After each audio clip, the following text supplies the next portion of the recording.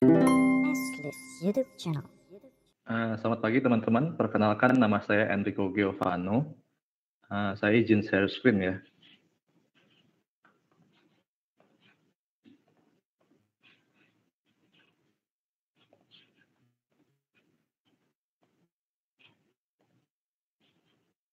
Apakah sudah terlihat jelas? Sudah, Kak. Oke, pada ILM kali ini saya akan membawakan materi yang berjudul The Future of Fuel.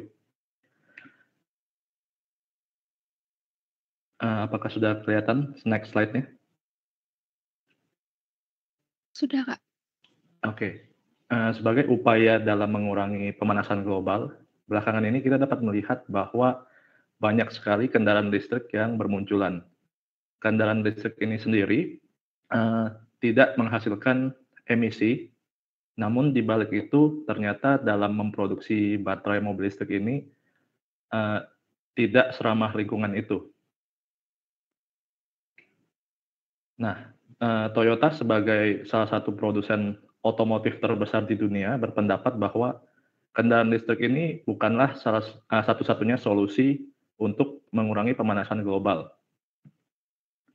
Alternatif lainnya yaitu bisa menggunakan hidrogen. Nah, cara kerja hidrogen ini pada kendaraan ada dua. Yang pertama itu menggunakan fuel cell. Fuel cell ini sendiri bekerja dengan bahan bakar hidrogen yang kemudian memisahkan hidrogen dan elektronnya untuk menghasilkan listrik. Kemudian listrik itu digunakan untuk mentenagai motor listrik pada kendaraan. Jadi sederhananya fuel cell ini sebagai pembangkit listrik kecil pada kendaraan. Kemudian ada hydrogen combustion engine. Ini cara kerjanya sama seperti kendaraan bahan bakar fosil pada umumnya. Nah, ada 3 macam hidrogen yang ada saat ini. Nah, yang pertama, hampir seluruh hidrogen yang ada saat ini itu dihasilkan dengan membakar fossil fuels, yaitu gas alam. Namun dalam prosesnya itu menghasilkan CO2. Dan hidrogen yang dihasilkan dalam proses ini dinamai gray hydrogen. Kemudian ada blue hydrogen. Nah, proses pembuatannya ini sama seperti gray hydrogen, cuman gas CO2 yang dibuang itu ditangkap dan disimpan. Dan yang terakhir adalah green hydrogen.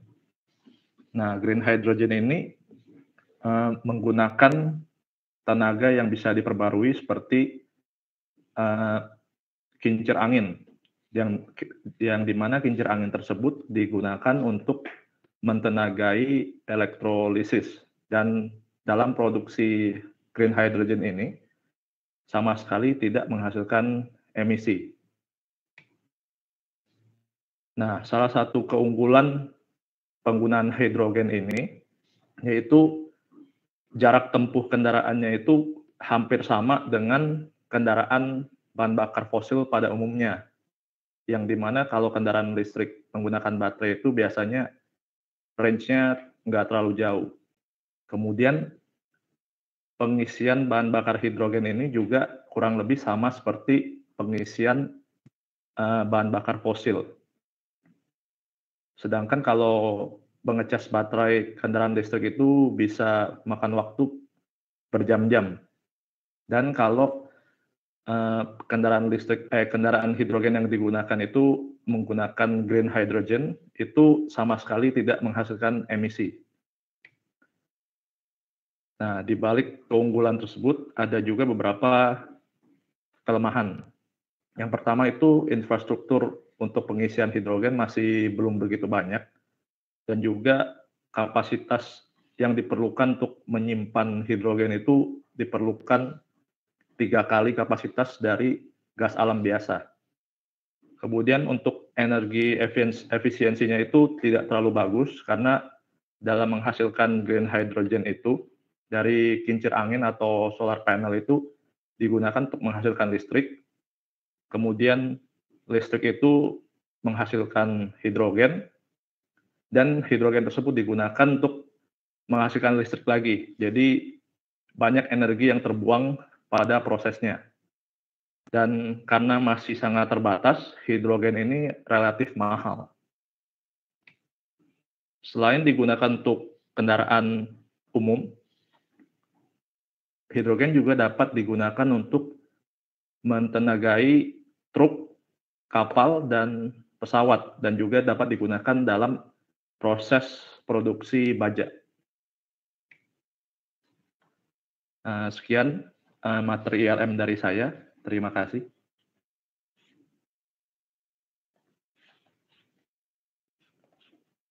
Oke, terima kasih Kak atas materinya. Boleh dari Kak Gibran Tasawuf, tanggapannya bagaimana?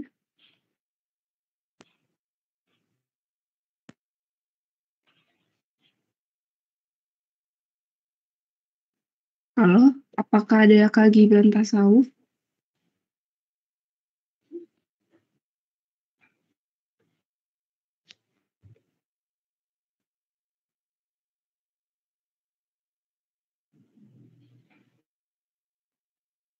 Oke, mungkin dari Kak Iksan Firdaus dulu boleh Kak? Ya, oke. Oke. Selamat pagi semuanya. Mungkin perkenalkan nama saya Iksan Firdaus dari tim Dev. Ingin berikan tanggapan, mungkin sekaligus ada pertanyaan juga. Untuk tanggapannya, oke, jujur pertama ini saya juga baru dengar karena memang nggak sering saya riset-riset di bagian ini. Kalau ada lagi fuel alternatif selain listrik gitu kan, karena memang yang belakangan ini yang paling populer kan memang mobil listrik gitu. Nah, itu saya baru dengar ada fuel alternatif lain yaitu hidrogen. Nah, mungkin kan tadi di presentasinya dilihat kalau produksi yang benar-benar hijau gitu yang nggak mengeluarkan emisi itu baru 1% dari yang biru, 1% dari yang hijau gitu kan. Walaupun dan kenyataannya 98% dari source dari hidrogen tersebut itu masih mengeluarkan emisi CO2. Ya, harapannya mungkin untuk kita bisa mengurangi emisi kan si mobil listrik dan alternatif fuel lain ini yang akan menjadi teknologi selanjutnya untuk publik gitu. Walaupun itu masih proses untuk sampai ke situ masih sangat jauh karena tadi accessibility-nya pertama untuk memproduksi yang benar-benar emission free itu sulit, dan yang kedua sangat mahal.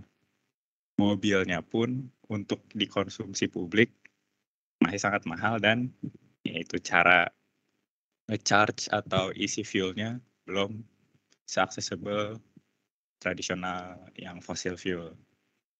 Nah, untuk pertanyaannya, itu apakah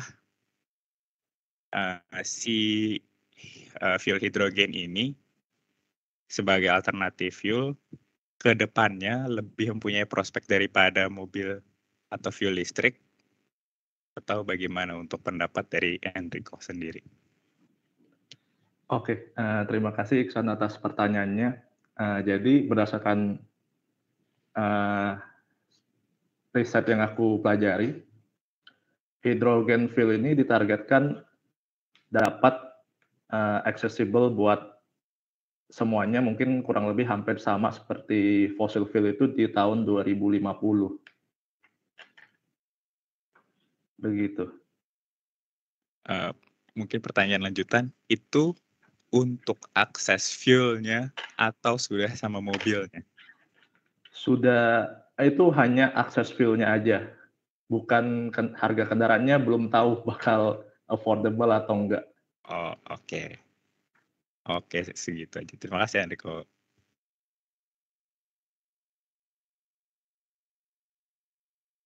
Baik, terima kasih Kak. Selanjutnya mungkin dari Kak Freddy. Ya, thank you Enrico buat penjelasannya. Sebenarnya pertanyaan yang aku mau tanyakan mirip-mirip sih ya, kayak Iksan. Jadi Iksan sudah menyampaikan pertanyaan menurutku yang cukup baik. Enrico boleh nggak ya ke slide yang ada type of hydrogen produced tadi? Yang ada green, ada blue hydrogen, boleh lihat nggak ya?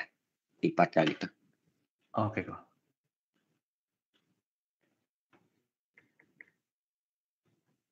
Nah, di sini kan ada gray hydrogen sama yang blue hydrogen.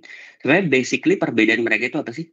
Kan kalau di sini blue hydrogen itu same process with gray hydrogen. Jadi apa yang ngebedain mereka gitu loh?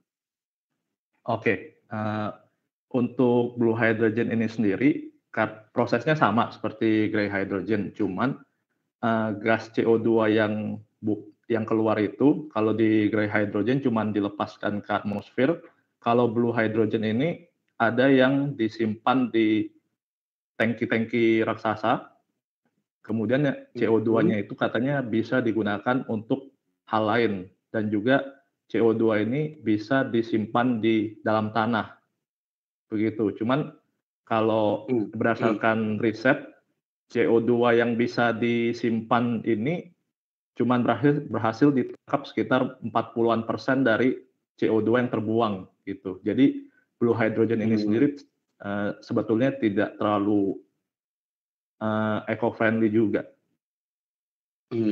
Oke. Nah, tadi kan kalau based on research-nya Enrico kan 2050 tuh wacananya atau plan-nya udah pakai hydrogen. Sebenarnya pertanyaannya adalah kan kita nyebut sumber energi terbarukan itu atau yang tadi ya lebih worth it untuk dipakai bebas emisi kalau sebenarnya dari continuity-nya kan. Nah, sedangkan kalau dari sini kita bisa lihat gray hydrogen itu 98%, maksudnya sumber untuk bahan bakar hidrogen ini justru datang dari yang tidak continue gitu. Ya, datang dari misalnya kayak dari coal yang dibakar gitu kan, atau bahan bakar yang lain.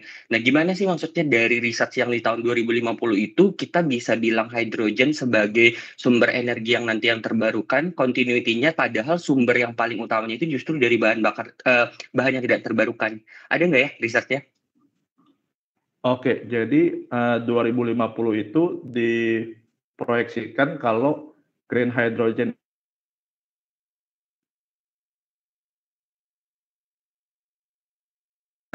secara langsung pasti orang-orang akan memperbanyak produksi green hydrogen dibandingkan gray hydrogen gitu kok.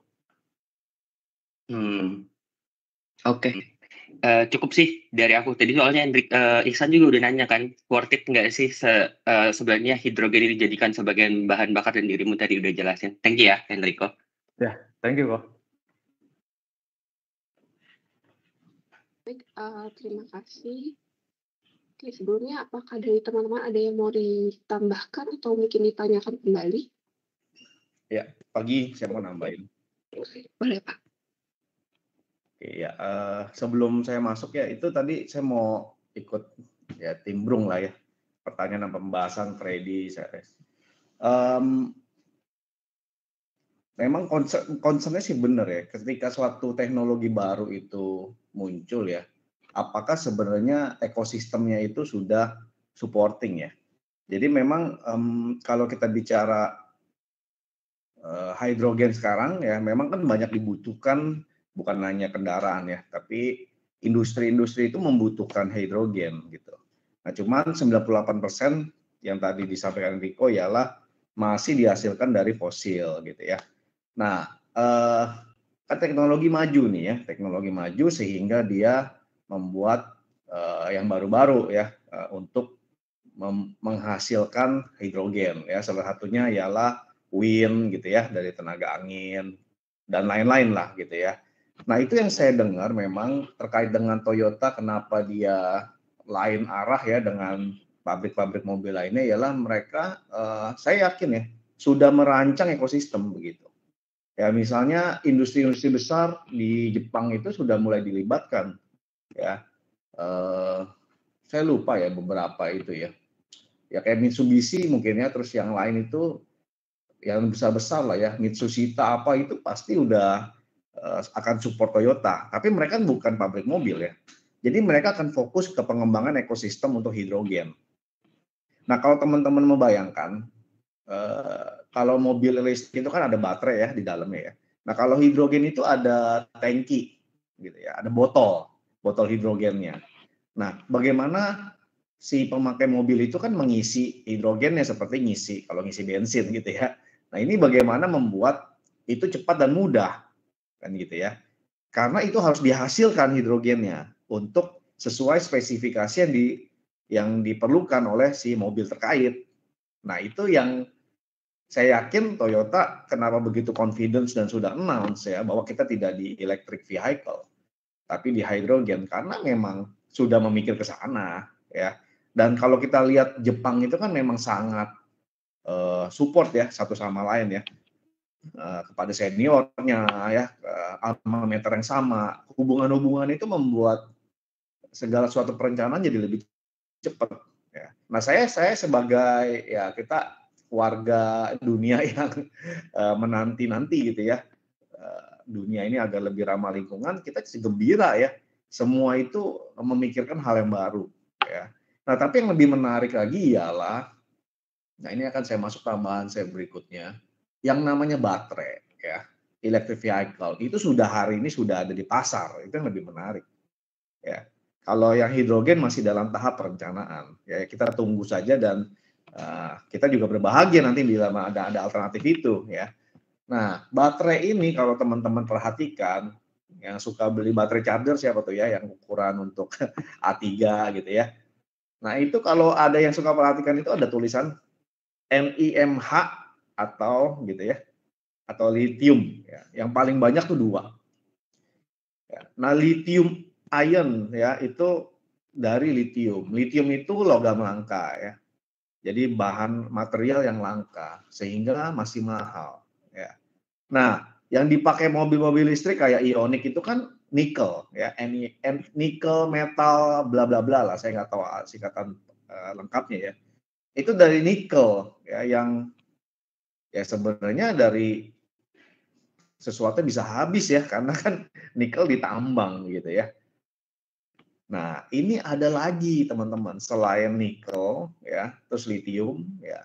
Yang terbaru ialah sodium ion gitu. Ya. Ini memang sebenarnya penelitiannya sudah lama, cuman sodium itu masih kalah lah tanda petik dengan lithium ya, dalam hal ya macam-macam lah ya, energinya, kalorinya, bla bla blanya itu masih kalah gitu. Nah, yang menarik ialah akhir-akhir ini Cina itu sudah sangat advance dalam penelitian tentang sodium, sehingga mereka sudah punya planning bangun 20 pabrik baterai sodium ion. Ya, kalau udah bicara sodium mungkin teman-teman langsung familiar ya, yang apa? Jago matematika kimia siapa nih ya waktu di SMA ya. Yang jago kimia pasti paham sodium itu kan banyak di garam ya. Ada banyak di garam. Sehingga dikatakan biayanya itu hanya 1-3% dari lithium, bayangin ya. Ya, karena lithium logam langka ya, mahal. Tapi sodium itu bertebaran di dunia kita. Ya. Jadi ini makin menarik lagi electric vehicle juga. Baterainya itu nanti punya opsi lagi untuk memakai bahan baku yaitu sodium ya, sodium ion baterai. Dan itu sudah, karena China sudah memimpin penelitiannya ya, udah sangat advance gitu ya, itu sudah bisa untuk minimal sama dengan lithium ya, tentu ini teknologi penemuan Cina lah ya. Bahkan ada keuntungan satu lithium dibandingkan sodium. Sodium dibandingkan lithium ada keuntungannya yaitu satu, mereka itu bisa beroperasi di temperatur yang beku ya. Sedangkan lithium nggak bisa. Nah, ini sangat penting. Kenapa? Karena akan terkait dengan ke pesawat luar angkasa, karena di sana dingin ya. Kan perlu baterai. Makanya penjelajahan luar angkasa itu makin terbuka lagi dengan adanya sumber baterai ini yang baru ya. Nah, ini jadi saya pikir ya kita patut bergembira lah ya. Ini para peneliti, para industri ini berlomba-lomba untuk menemukan sesuatu yang baru ya. Entah itu renewable ataupun enggak renewable pun, tapi kalau ramah lingkungan kan ya why not gitu ya. Untuk sementara menuju ke yang benar-benar green gitu ya. Saya pikir nggak ada salahnya mau nikel, mau lithium, sementara ya namanya teknologi kan berkembang terus. Nanti akan ketemu yang baru lagi ya sudah akan bertahap-tahap berangsur-angsur untuk berubah begitu ya. Nah kalau bicara yang tadi kembali sedikit ke hidrogen, membayangkan waduh ada botol, ada tangki di dalam mobil itu bahaya atau aman gitu ya. Nah teman-teman kalau ada yang sering jalan-jalan ke Thailand, itu perhatiin taksi-taksinya itu pakai tangki itu ya. Kalau nggak LPG, LNG ya, saya nggak tahu ya mereka pakai gas apa ya. Tapi taksi-taksi di sana itu udah pakai botol, ya, udah pakai tangki di bawah atau di belakang mobilnya, gitu ya. Jadi sebenarnya ya kalau rancangannya baik ya nggak ada masalah ya. Yang dikhawatirkan ialah faktor safety kan gitu kan, sehingga itu di jalanan panas lah gitu ya, apakah aman apa enggak gitu ya. Ya tapi di Thailand itu juga negara yang temperaturnya bukan temperatur dingin ya, negara mirip kita ya. Tapi aman-aman aja tuh taksi-taksi pada pakai itu ya, gas ya. Nah, hidrogen saya rasa juga nggak ada isu dan ya Toyota sudah merancang itu bersama kawan-kawannya ya untuk mewujudkan ekosistem di hidrogen ya. Oke, kita tinggal tunggu aja berarti ya, Mbak, akan ada mobil-mobil baru bertenaga ramah lingkungan. Thank you.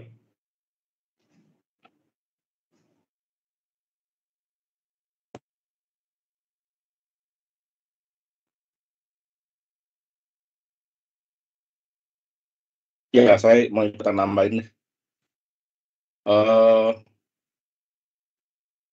Kalau bicara hidrogen sama EV ya, itu keduanya pasti ada plus dan minus. Gitu. Ya, nah salah satu keunggulannya hidrogen itu adalah ya kalau untuk mengisi ulang ya dia cepat gitu, karena kan dia modelnya kayak ngisi bensin lah gitu. Ya, jadi isi ulangnya cepat, sedangkan kalau EV kan harus dicas ya. Gitu. Walaupun untuk dicas sekarang juga bisa relatif cepat juga. Kemarin kalau kalian coba lihat di YouTube-nya Fitra Eri ya, itu yang Hyundai Ioniq, itu dia bisa ngisi sampai 80% itu 15 menit kalau di ultra fast charging gitu ya. Kalian bisa bayangin itu 80%, dan dia kan kapasitas baterai juga gede banget tuh kalau yang Ioniq ya, jangan dibandingin sama yang Wuling gitu. Nah itu menunjukkan bahwa teknologi ultra fast charging juga, dan itu pun sebenarnya secara baterainya si di Ioniq itu dia kapasitasnya bisa lebih ultra fast charging lagi, cuman stationnya aja yang batasannya cuma sampai segitu gitu. Jadi mestinya untuk refueling makin ke depan juga bisa makin cepat gitu ya. Tapi ya memang tadi ya yang seperti disampaikan Pak Markus ya, kalau kita bicara soal keterbatasan sumber daya alam gitu ya.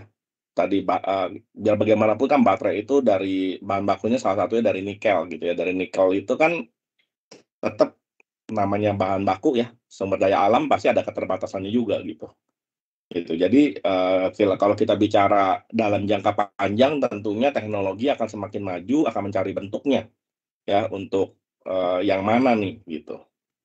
Ya, cuman memang kalau dilihat dari kondisi saat ini ya, kalau kita bandingkan EV lawan hidrogen, udah pasti EV yang bakalan terbang duluan nih. Gitu, karena EV tadi Pak Markus ini sudah sampaikan, EV sudah ada di mana-mana gitu. Dan termasuk Toyota pun menurut saya akhirnya mereka juga nggak mungkin melawan pasar ya, nggak mungkin mereka melawan perkembangan zaman juga gitu. Ya ya mungkin mereka udah heavily invest di hidrogen ya, jadi mereka punya komitmen, apalagi kalau Jepang itu kalau udah sekali berkomit gitu ya, biasanya nggak mudah buat mereka beralih gitu. Ya, jadi saya pikir pengembangan hidrogen ya tetap akan terus dilakukan gitu ya. Cuman berjalan dengan sekarang gencarnya EV di mana-mana, dugaan saya sih Toyota juga nggak bakal berdiam diri gitu. Ya dia pasti akan ikut gerbong EV ini gitu. Ya itu dugaan saya gitu ya. Terlepas saya udah dengar juga ada selentingan-selentingan dari informasi A1 ya. Kalau sekarang kan di dunia politik ada istilah sumber A1 gitu. Nah, saya ada sumber A1 yang mengatakan bahwa bisa jadi 2 tahun ke depan ini tiba-tiba Toyota yang gembos gitu. Ya bisa jadi gitu. Tapi ya belum tahu ya bener apa enggak ya gitu. Tapi ya kalau secara common sense sangat make sense ya. Kalau secara common sense sangat make sense bahwa merek-merek brand besar sekarang sedang wait and see. Ya karena kan kalau kita bicara EV ya butuh infrastrukturnya ready gitu ya, lalu mereka gencarin gitu. Kalau mereka gencarin pun terus kemudian infrastrukturnya di mana-mana masih belum pun kan kendala juga ya buat mereka yang sudah istilahnya kapasitas produksinya udah gede banget gitu. Jadi buat mereka begitu masuk ke dalam lini kapasitas produksinya gede, terus tiba-tiba daya serap pasarnya dikit karena keterbatasan infrastruktur, itu kan juga dilematis juga. Gitu. Ya beda ya sama challenger seperti kayak Wuling, Hyundai gitu ya. Itu kan di Indonesia memang bukan mereka itu penantang, bukan yang besar gitu ya. Sehingga mereka ya masih bisa masuk dikit gitu. Apalagi mereka kan masih ya kapasitasnya belum sebesar Toyota, Honda gitu ya. Seperti itu. Jadi ya akan ada masanya brand-brand besar ini akan rame-rame gitu. Kalau hidrogen ya karena kelebihannya tadi ya dia memang masih menggunakan ada secara sistem tuh lebih kompleks dibandingin sama EV. Makanya kenapa lebih mudah vendor-vendor bahkan yang baru-baru kan kalian juga dengar kan merek-merek di Cina yang nggak terkenal gitu loh. Tiba-tiba bisa bikin mobil listrik yang sangat murah di bawah 100 juta. Pernah dengar kan pasti kan? Gitu. Ya karena kan konsep mobil listrik itu ya mobil Tamiya. Mobil Tamiya digedein gitu. Ya jadi ya siapa aja bisa buat karena sederhana kok sistemnya komponennya sangat sederhana. Kalau hidrogen beda kayak tadi Pak Markus bilang ya itu kan ada tekanan tinggi tuh ada tangki dia karena tekanan tinggi kan tangkinya juga nggak boleh sembarangan itu gitu karena kan gini loh ya hidrogen itu kan udara ya kalau kalau di udara biasa gitu di udara normal dia berbentuk gas maksudnya begitu loh ya di suhu normal ini dia berbentuk gas gitu. Nah tapi kalau dapat pressure yang tinggi, jadi ini ilmu fisika ya, fisika kimia gitu ya. Kalau dia dapat pressure yang tinggi, gitu ya, dia akan berubah menjadi cair, gitu. Ya, jadi sehingga bisa dikonten dimasukin ke dalam tabung. Jadi tadi kan Pak Marcos sempat mention modelnya kayak gas LPG gitulah. Ya, gas LPG itu kan begitu kan. Kalau di dalam gasnya, di dalam tabungnya itu cair, tapi begitu kalian buka langsung jadi udara, jadi gas gitu loh. Ya, di udara normal gitu. Nah, tabungnya kan nggak boleh sembarangan, ya karena kalau seandainya tabungnya tidak benar itu high flammable, ya berbahaya sekali, gitu. Nah, terus dia kan sistemnya juga lebih rumit. Ya kalau itu kan kalau EV itu dari baterai langsung ke motor udah jalan. Sederhana sekali gitu. Kalau tadi kan seperti yang Enrico kasih lihat tuh ya, muter-muter dulu tuh, gitu. Ya itu yang bikin jadi tantangan bikin hydrogen juga nggak murah juga gitu. Ya tapi ketika nanti di masa depan misalnya sumber daya juga limited gitu ya, ya bisa juga akhirnya juga berbondong-bondong mencari alternatif selain EV. Ya apalagi sekarang ya kalau kita bicara soal nikel ya, nikel saja terbesar ke-1 dan ke-2 itu Indonesia dan Australia. Gitu. Sedangkan di negara-negara lain gitu ya, sangat sedikit cadangan nikelnya. Gitu. Nah, itu kan mengakibatkan posisi tawar dari Australia dan Indonesia itu sangat besar terhadap kebutuhan EV. Gitu. Kalau negaranya strong, negaranya kuat, ya, para produsen-produsen itu kan memiliki ketergantungan terhadap negara kita gitu. Maka itu yang terjadi di nikel itu. Ya, kita membatasi ekspornya dalam bentuk bahan mentah, ya kita kan maunya ada konsep hilirisasi, ya dari bahan mentah itu diolah dulu, gitu loh. Ya sesudah diolah kan kita mendapatkan pertambahan nilai yang added value ya.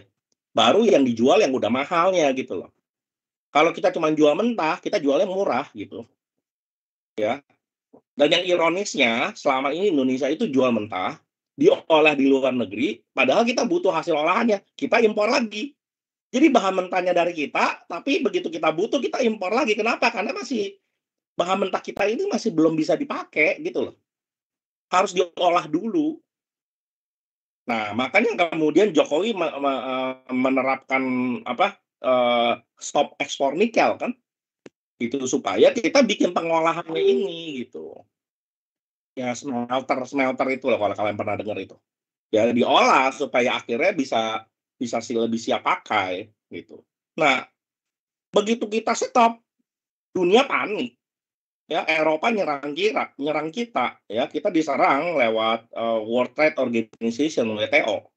Ya, kita dituntut dan kita kalah di dalam tuntutan itu. Kita bisa melihat betapa anehnya dunia ini. Kita yang punya bahan baku, kita nggak mau jual karena kita maunya jualnya udah dalam bentuk diolah, ya. Tapi kita yang dituntut kalah pula lagi. Ya, kita ini nggak bisa menutup mata ya di dalam persaingan dunia. Ya, kita berpikir tuh kita ngelihatnya cuma Indonesia kok, nggak bisa. Indonesia itu berada di dalam jajaran dunia yang bumi ini jumlah manusianya makin bertambah besar. Sekarang jumlah penduduk dunia ada berapa? Saya pengen tes ya di kolom chat, saya pengen tahu ya. Wawasan anak-anak Excel di sini bagaimana gitu. Jumlah penduduk dunia itu ada berapa? Silakan di kolom chat. Jumlah penduduk dunia total. Wah, ini nggak ada yang jawab karena nggak tahu atau apa nih? Yes, 8 miliar ya. 8 miliar. Ya. Padahal saya ingat ya dulu waktu saya SD apa SMP ya. Gitu ya. Saya masih ingat jumlah penduduk dunia itu 5 miliar. Ya. Jumlah penduduk dunia 5 miliar itu waktu saya SD apa SMP atau SMA gitu, saya lupa lah. Gitu.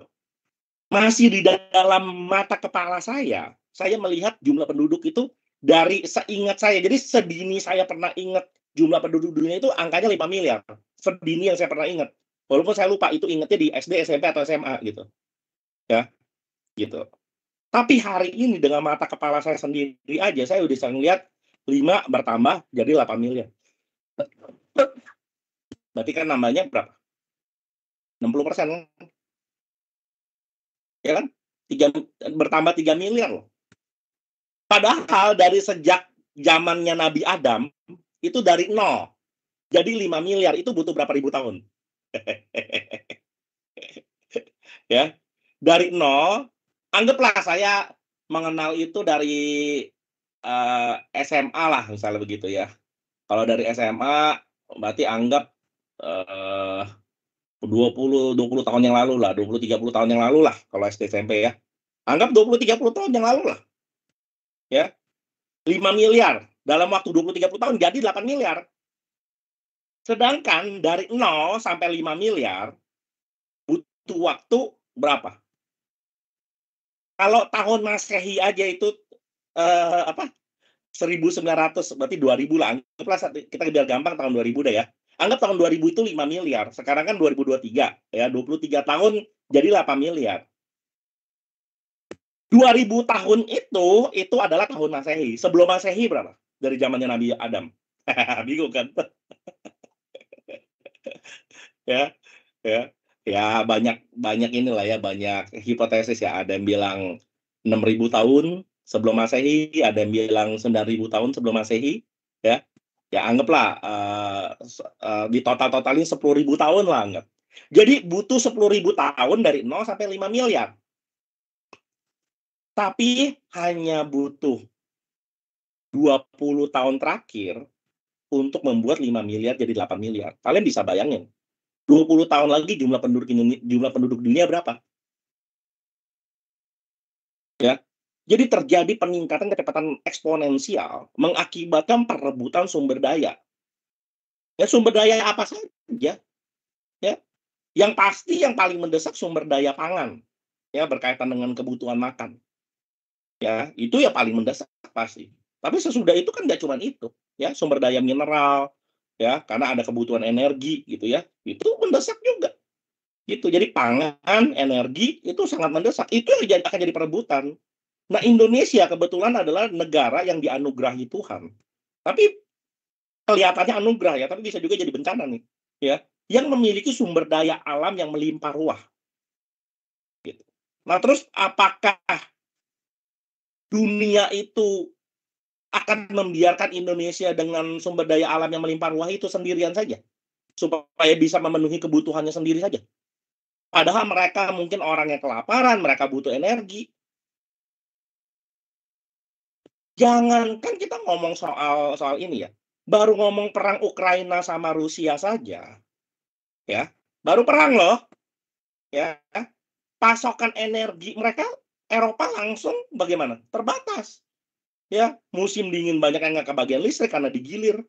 Kalian bisa bayangin loh, cuman gara-gara perang itu, yang perangnya juga belum lama-lama amat kalau mau dihitung, gitu kan? Itu saja membuat Eropa itu in big trouble karena mereka ada masalah dengan energi. Gitu. Apalagi di masa depan. Kalau perang kan mungkin masalah temporary ya, karena perang itu nggak selamanya juga. Akan ada masanya perang berakhir, ya mungkin kita beranggap balik lagi. Tapi ketika jumlah penduduknya sudah banyak sekali, itu kan berarti masalahnya masalah permanen. Gitu. Bagaimana perebutan sumber daya ini? Ya, nah itu makanya kenapa alternatif terhadap ini menjadi isu gitu loh. Ya saat ini yang paling mendekati EV kebutuhannya. Tapi kalau kita bicara target jangka panjang, EV pun juga ada batasannya gitu loh. Jadi bisa aja ke hidrogen atau mungkin masa depan tenaga nuklir. Nggak bisa kan? Karena tenaga nuklir itu kan sebenarnya sangat murah gitu. Ya, cuman kan radiasinya yang berbahaya. Jadi bagaimana mengkonten dengan baik gitu. Gitu.